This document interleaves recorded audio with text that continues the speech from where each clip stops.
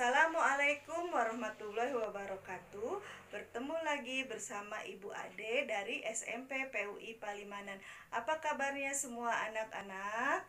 Semoga kalian semua dalam keadaan sehat jasmani dan rohani. Nah, untuk pertemuan kali ini, sebelum kita memulai pelajaran, sebaiknya kita berdoa bersama-sama di dalam hati terlebih dahulu. Berdoa dimulai. Selesai. Nah, untuk pertemuan kali ini kita akan membahas mengenai materi berikutnya. Silakan kalian dengarkan ulasan. Tujuan pembelajaran kita menjelaskan contoh mobilitas sosial, pluralitas, dan konflik integrasi dalam masyarakat. Menganalisis pengaruh mobilitas sosial, pluralitas, dan konflik integrasi dalam masyarakat. Kalian tentu memahami, manusia itu adalah makhluk sosial, sehingga selalu membutuhkan orang lain. Oleh sebab itu, terjadilah interaksi sosial antara satu dengan lainnya. Akibat pengaruh interaksi sosial terhadap kehidupan sosial dan kebangsaan menimbulkan adanya mobilitas sosial, pluralitas, dan konflik integrasi dalam masyarakat. Untuk itu, mari kita bahas satu persatu. A. Mobilitas sosial. Perhatikan video berikut ini. Ini adalah salah satu contoh dari mobilitas sosial, di mana seorang anak menyemir sepatu, kemudian dia join bersama seorang pengusaha muda, sehingga menghasilkan dirinya memiliki kotak penyemir sepatu. Setelah 15 tahun dari pertemuan mereka itu, ternyata anak tersebut menjadi seorang pengusaha sukses yang memiliki sampai 3 perusahaan sekaligus. Bahkan gantian membantu kesulitan perusahaan yang dialami oleh penolong tersebut. Kisah ini adalah contoh dari social climbing. Mobilitas sosial. Mobilitas sosial adalah perpindahan posisi seseorang atau sekelompok orang dari lapisan sosial yang satu ke lapisan sosial yang lain.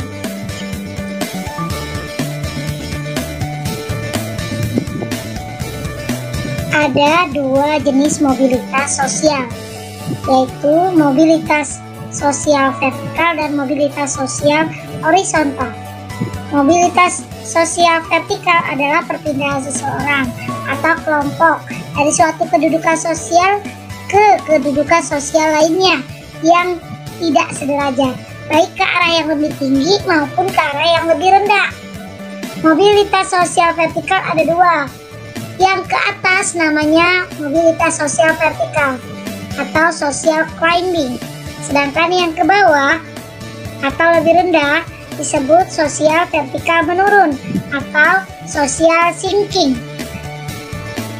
Sedangkan mobilitas horizontal adalah perpindahan status sosial seseorang atau sekelompok orang dalam lapisan sosial yang sama. Ada 6 faktor pendorong mobilitas sosial, antara lain: 1. Faktor struktural adalah struktur masyarakat yang mendorong terjadinya mobilitas. Yang kedua, faktor individu, yaitu setiap individu memiliki perbedaan dalam hal sikap, pengetahuan, dan keterampilan. Yang ketiga, faktor ketidakpuasan akan status sosial, mendorong manusia untuk terus berjuang segigih-gigihnya. Yang keempat, faktor ekonomi menjadi pendorong terjadinya mobilitas sosial, baik menjadi lebih mudah maupun lebih lambat. Yang kelima, faktor politik, baik yang sedang bergejolak maupun faktor politik yang sedang stabil. Dan yang keenam, faktor kemudahan dalam akses pendidikan.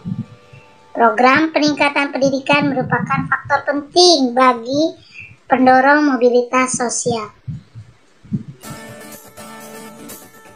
Sedangkan faktor-faktor penghambat mobilitas sosial ada 3, yaitu kemiskinan, yang kedua diskriminasi, dan yang ketiga saluran-saluran mobilitas sosial. Saluran mobilitas sosial seperti 1. Pendidikan, contohnya pendidikan formal maupun pendidikan non formal. Yang kedua, organisasi politik, seperti adanya partai politik, adanya lembaga-lembaga politik. Yang ketiga, organisasi ekonomi, seperti badan usaha baik milik negara maupun milik swasta. Dan yang keempat, saluran organisasi fungsional. Organisasi fungsional bertujuan untuk mengembangkan karir maupun kesejahteraan anggotanya. Ada 5 dampak mobilitas sosial di dalam keadaan masyarakat kita. Yang pertama adalah mendorongnya seseorang untuk lebih maju. Yang kedua, mempercepat tingkat perubahan sosial dalam masyarakat. Yang ketiga, meningkatkan integritas sosial sehingga setiap orang memiliki kepercayaan diri yang lebih tinggi. Yang keempat, terjadinya konflik masyarakat, terutama akibat adanya kecemburuan sosial. Dan yang kelima, terjadinya gangguan psikologis, terutama karena kecemasan dan ketidakmampuannya dalam melakukan sesuatu. Pluralitas masyarakat Indonesia.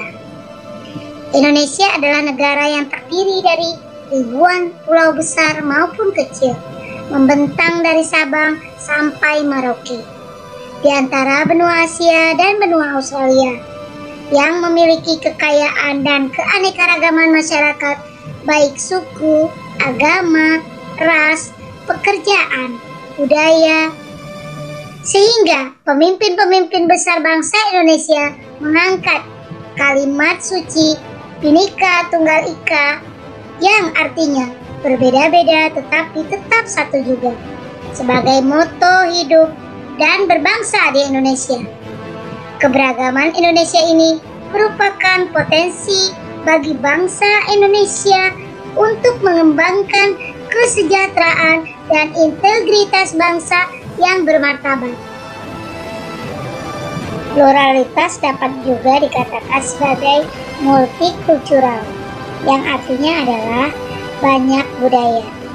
Masyarakat kultural tersusun atas berbagai budaya yang menjadi sumber nilai bagi terpeliharanya kestabilan kehidupan masyarakat pendukungnya. Keragaman budaya berfungsi mempertahankan identitas dan integrasi sosial masyarakat. Ada 5 perbedaan yang akan kita bahas pada video kali ini, yaitu yang pertama, perbedaan agama. Ada 6 agama resmi yang diakui oleh pemerintah di Indonesia, yaitu Islam, Kristen Protestan, Kristen Katolik, Hindu, Buddha, dan Konghucu. Pluralitas kebudayaan masyarakat Indonesia. Menurut Linton, budaya merupakan keseluruhan dari sikap dan pola perilaku serta pengetahuan yang merupakan suatu kebiasaan yang diwariskan dan dimiliki oleh suatu anggota masyarakat. Gagasan atau ide. Wujud ideal kebudayaan merupakan kebudayaan yang berbentuk kumpulan ide, gagasan, nilai, norma, peraturan, dan sebagainya yang sifatnya abstrak, tidak nyata, tidak dapat diraba, atau disentuh. Aktivitas atau tindakan. Aktivitas adalah wujud kebudayaan sebagai suatu tindakan berpola dari manusia dalam masyarakat yang disebut juga dengan sistem sosial. Sistem sosial ini terdiri dari aktivitas-aktivitas manusia yang saling berinteraksi, kontak, serta bergaul dengan manusia lainnya menurut pola tertentu berdasarkan adat, tata kelakuan, sifat konkret yang terjadi dalam kehidupan sehari-hari, serta dapat diamati dan didokumentasikan. Artefak atau karya. Artefak adalah wujud kebudayaan fisik yang berupa hasil dari aktivitas manusia, perbuatan, dan karya dalam masyarakat berupa benda-benda atau hal-hal yang dapat diraba, dilihat, dan didokumentasikan. Perbedaan suku bangsa. Indonesia memiliki lebih dari 300 kelompok etnik atau suku bangsa. Suku Jawa adalah kelompok suku terbesar di Indonesia dengan jumlah mencapai 41% dari total populasi di Indonesia. Yang keempat, perbedaan pekerjaan. Pekerjaan adalah salah satu kegiatan ekonomi yang dilakukan oleh masyarakat untuk memenuhi kebutuhan hidupnya. Ada banyak pekerjaan yang bisa dilakukan, baik sektor formal maupun sektor non-formal.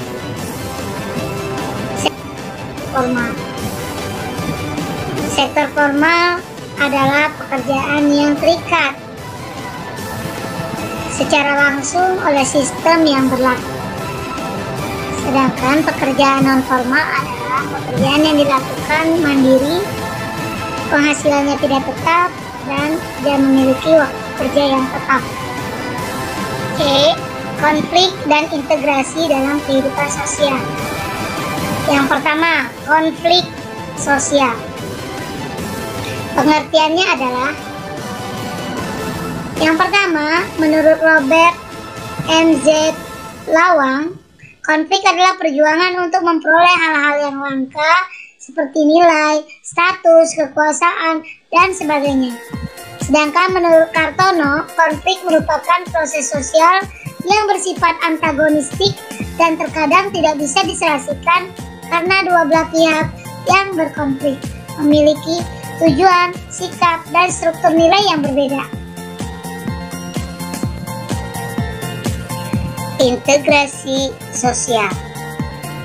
Integrasi sosial adalah proses penyesuaian unsur-unsur yang berbeda dari dalam masyarakat hingga menjadi satu kesatuan. Faktor yang mempengaruhi cepat atau lambatnya proses integrasi antara lain: 1. Homogenitas kelompok. 2. Besar kecilnya kelompok. Yang ketiga, mobilitas geografis. Yang keempat, efektivitas komunikasi. Demikian tadi video kita kali ini. Kita bisa simpulkan pelajarannya adalah: A.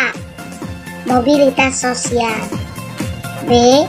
Pluralitas, dan C. Konflik dan integrasi bangsa.